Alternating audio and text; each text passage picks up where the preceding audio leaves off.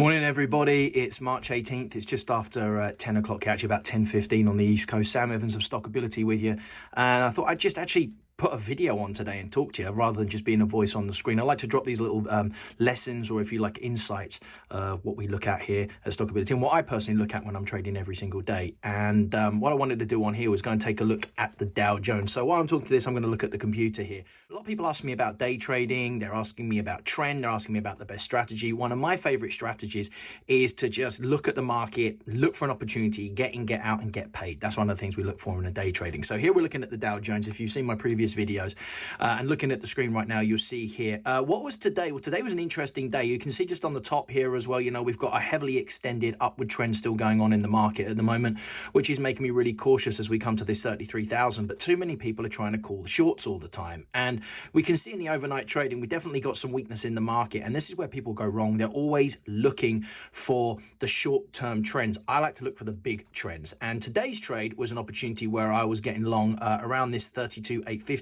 area, but I was aggressive on the profit taking at around 32,938. Why this 32,938 area? That's the previous day's high. And just looking at the selling pressure, if we zoom in here, what was coming in overnight, does makes me a little bit uneasy. Now, we always want to hit massive trades every single day when we're looking at this, but at the end of the day, you know, sometimes you just got to be an opportunist. If I just go to this chart, you can actually just see on here where the trade was. Here's where I bought. That was a little after 9:30. You can see on the screen right here, 3 contracts, trailed the stop aggressively and got out somewhere around here. So I caught a decent amount of the move, about 100, just over 100 points or so, or just shy of that. And since then, we've been chopping. Could this market go higher?